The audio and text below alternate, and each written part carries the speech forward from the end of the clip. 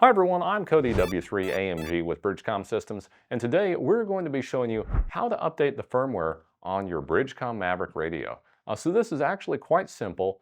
We're going to walk you through all the steps and make sure you're able to run the latest firmware on your radio. So we need our radio itself. We've got it right here. We've got our programming cable, and then we've got a computer with the software. So the first thing I like to do is go out and download the new software and firmware that we need for our radio. So go ahead and open up a web browser. And I'm going to go to bridgecomsystems.com. This is a great resource for all things radio related. And go ahead and click on support. And scroll down until you find the radio we're looking for. In this case, the BridgeCom Maverick. And I'm going to scroll down until I see the download link. So go ahead and click on download. And this is going to download to our computer. There we go, perfect, it's all done. Now I'm going to go ahead and close out of here. And I believe that went to our downloads folder. So we'll look for it there. Sure enough, here it is. So I'm just going to go ahead and move this to our desktop. It'll make it easier. Now in this case, it's in a zip folder, yep, so we're just going to right click on this and extract all. So you may have a different program for this. There is a built-in extraction, so you don't need anything fancy. Just right click and extract all, and we can just click extract.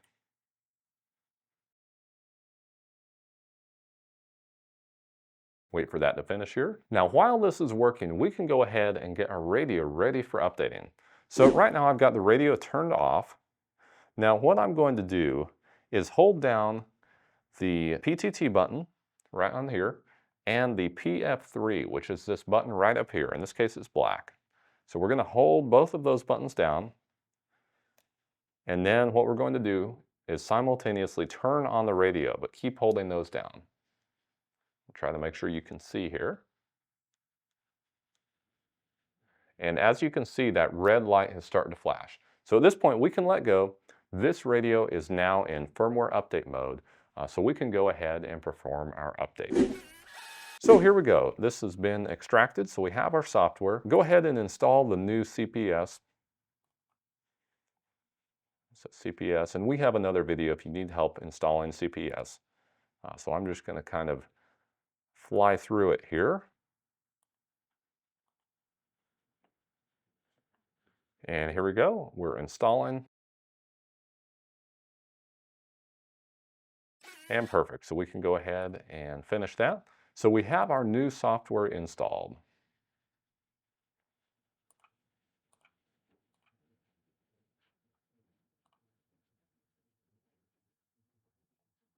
Okay, so now that we have the new software opened up, the first thing we're going to do is go ahead and plug in the radio. So we've got our radio here in update mode. We can see it's flashing. So go ahead and plug that in. Now before you do that, I would recommend opening up your COM port log right here and keep an eye on what's listed there. So as we plug this radio in, you're going to see a new one show up. There we go, COM6 just appeared. So we'll go ahead and click on that and click OK. And from here, what we're going to do is go up to Tools and then go to Firmware and Icon Update. And then from here, we can do an Open Update file. And we'll go out to the software release that we just downloaded. CPS and Firmware.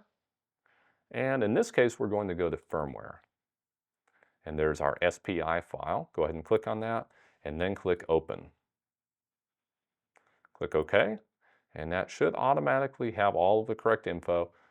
Just make sure that COM port matches what we verified. And we do want to make sure duplex is checked, and a COM speed should be correct here.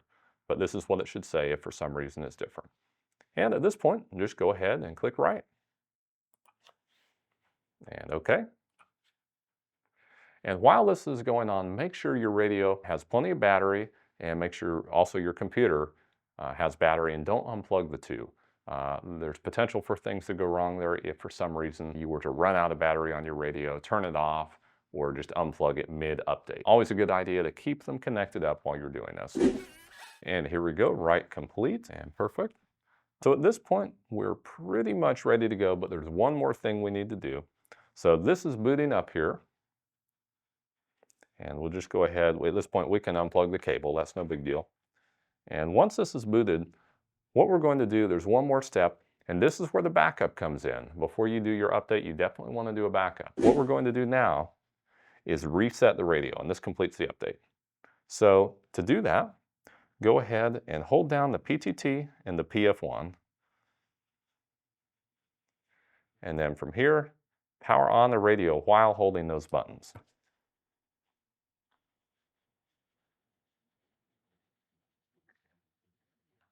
And there we go, we've got our message.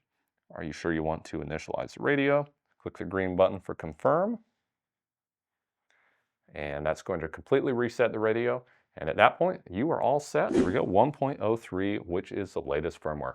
Now, depending on the update and the release of firmware, there may be one more step before you're finished with your update, and that will be an icon update. So sometimes they change the actual icons on the display and make additional improvements that require more graphics. And this firmware that we just installed on this Maverick radio does in fact require an icon update. So the first thing we're going to do is put the radio into icon update mode. Now it's very similar to the firmware update mode. We're just going to hold down different buttons.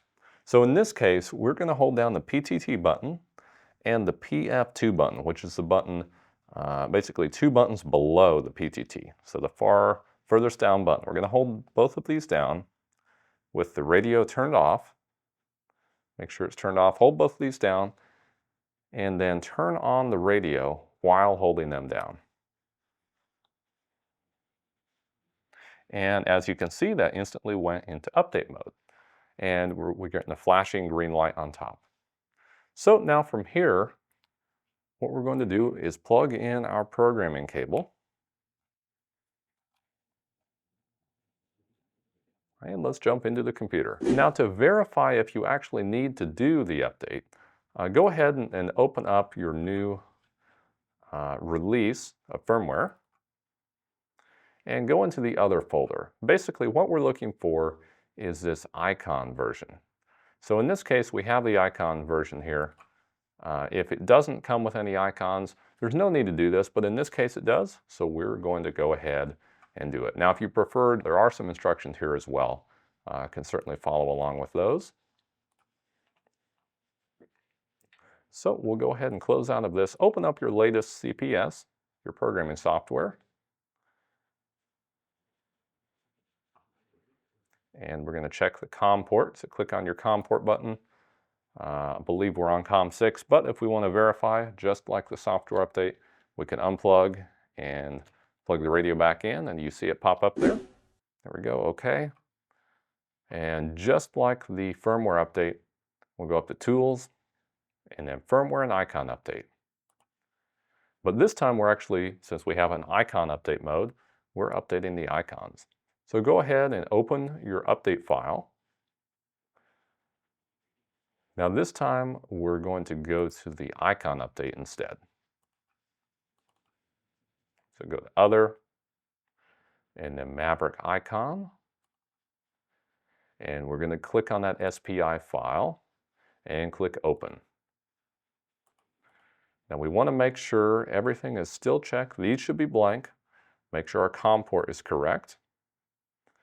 And there we go. Our COM speed, we can leave all that alone like this. And just go ahead and click Write. And OK.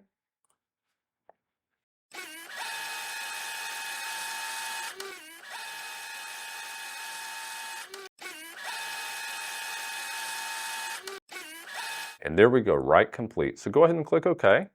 Now at this point, we can go back over to the radio and just go ahead and unplug the cable and reboot the radio. So turn it off and then turn it back on. And there you have it. It's booting up just like normal, and our update is totally complete. We've got the firmware update and the icon update, as well as the new software for our Maverick radio. Hope this helps.